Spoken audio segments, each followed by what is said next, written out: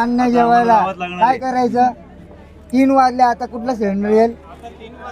कुठून सिलेंडर यायचा आम्हाला? आमची माझी 3 वर्षाची पोरगी आहे घरात. 5 वाजता आलोय सकाळी आम्ही, सिलेंडर नाही. आता ह्यो घेऊन काय करू? इथं थांबू का आम्ही? रखमाजी गाडगे, मी 7:30 वाजल्यापासून आलेलो आहे.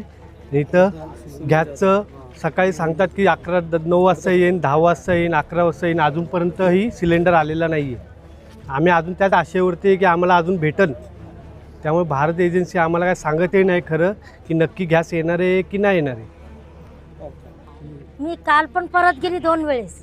कोत्र नव्हतं, एक म्हातारा बसलेला होता, तो बोला उद्या या. उद्या आम्ही म्हणजे आज आलो तर आम्ही बिगर चहाचं आलो, फक्त दात घासते आणि गुळण्या करून निघालो.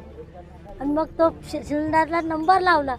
तिकडे काल गेलो, तिकडे गुरुकृपाला लाईन चालू होती.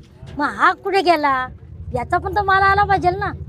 असं इकडे कुठली सूचना नाही, काय नाही, उन्हामध्ये बसून तुम्ही काहीच नाही, पाणी सुद्धा नाहीये प्यायला.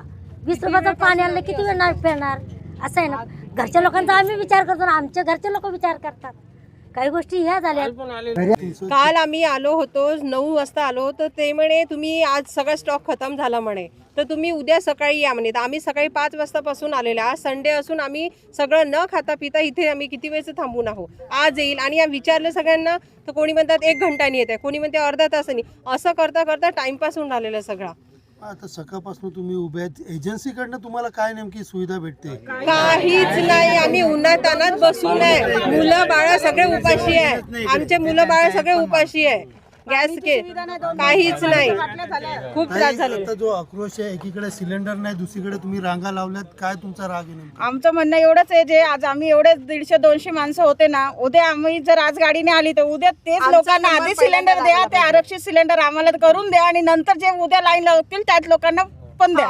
म्हणजे आज लावलं आता इकडे एजन्सी मध्ये आलेत की एखादी एजन्सी सांगते की सिलेंडर नाही किंवा असं सूचना लावते, असं हो. आमचं म्हणणं हेच होतं. सकाळी आम्ही आलो ना तेव्हा तिथं स्टाफची 2-3 माणसं होती. त्यांना विचारलं तर बोलती हो गाडी येणार आहे, म्हणूनच तर आम्ही कामाला आलो हे सुद्धा सांगितलं. तर त्यांनी एखादा फलक लावायला गरज होती का भाई आज गाडी येणार नाही, तुम्ही लाईन लावू नका. हे तर कमीत कमी त्यांनी पब्लिकला इन्स्ट्रक्शन देण्याचं गरजेचं आहे ना. म्हणजे आम्हाला असं वाटतं की आम्हाला उन्हातानात फसवी करून ते त्यांचा टाइमपास करतात. आम्हाला तर असंच वाटतं.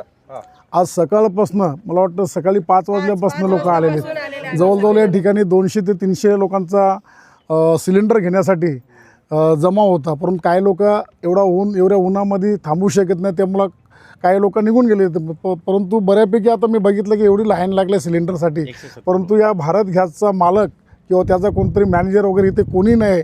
आणि त्यांना सांगण्यात आलं होतं की उद्या आज म्हणजे हे गाडी येणार आहे, परंतु आता इथं कोणी सांगण्यात नाही आला त्यांना का बाबा आज भेटेल नाही भेटेल. ते उन्हातान्हात तिथं उभे आहे सर्व. उद्या काय जर झाला या लोकांना, नागरिकांना चक्कर येऊन एखादा पडला किंवा काय झालं तर त्याला पूर्ण जबाबदार भारत गॅसवाला तो. आणि मग नागरिकांच्या जमावापुढे शेवटी काय होईल तर सांगू शकत नाही.